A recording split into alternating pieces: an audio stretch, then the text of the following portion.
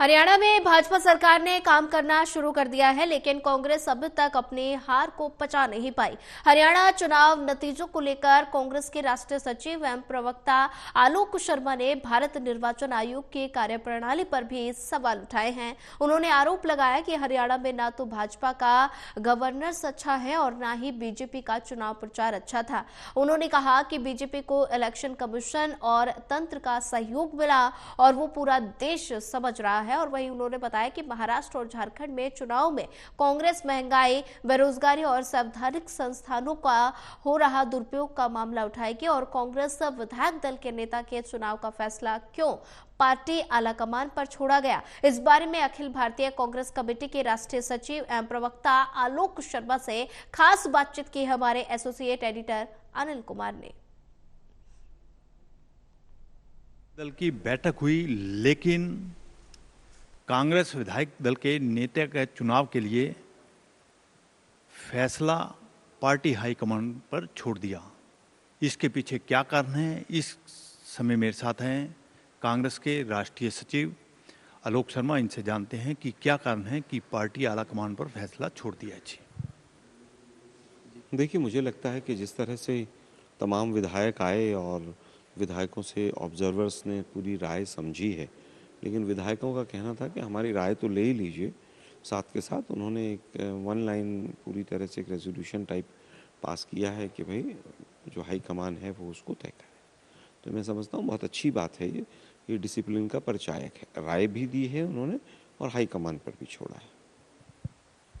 शर्मा जी, जिस तरह से प्रचार हो रहा था और कांग्रेस के सभी नेता दावा कर रहे थे कि हमारी सरकार बनेगी, तो भाजपा की सरकार बन गई, इसके पीछे क्या कारण है? पार्टी गुटबाजी है या भाजपा का अच्छा प्रदर्शन है? देखिए, भाजपा का तो ना तो गवर्नेंस के तौर पर प्रदर्शन अच्छा था, ना ही कहीं चुनाव प्रचार था।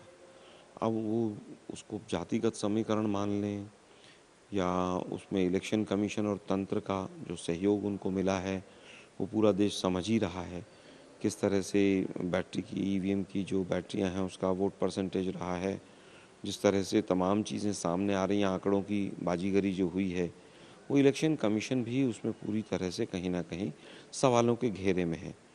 मामला सुप्रीम कोर्ट में है, तो देखते हैं क्या होता है।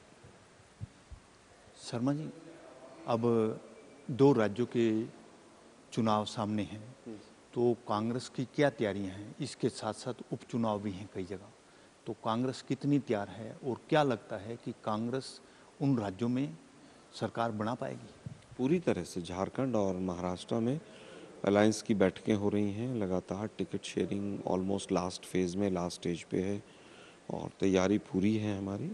दोनों राज्यों में हम चुनाव लड़ेंगे मजबूती से और सरकार बनाएंगे। शर्मा जी, कांग्रेस चुनाव लड़ने जा रही है और अब जनता के बीच क्या मुद्दे लेके जाएगी कांग्रेस? देखिए, हर राज्य के अपने अलग अलग मुद्दे हैं। अब झारखंड में हम सत्ता पक्ष में हैं तो वहाँ के अलग मुद्दे हैं, महाराष्ट्र में हम विपक्ष में हैं तो वहाँ के अलग मुद्दे हैं। मैं समझता हूँ कि लोकल मुद्दे जो हैं उनको सबको उठाएंगे हम।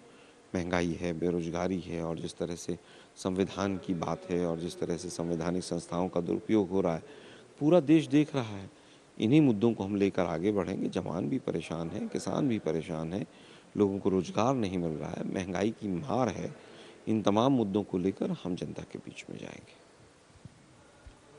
ये थे मेरे साथ कांग्रेस के राष्ट्रीय सचिव आलोक शर्मा। इन्होंने बताया कि झारखंड और महाराष्ट्र चुनाव में कांग्रेस किन मुद्दों को लेकर जनता के बीच जाएगी। इसके साथ साथ इन्होंने भारत निर्वाचन आयोग की कार्यप्रणाली पर भी सवाल उठाए हैं। Anil Kumar, total news, Chandigarh.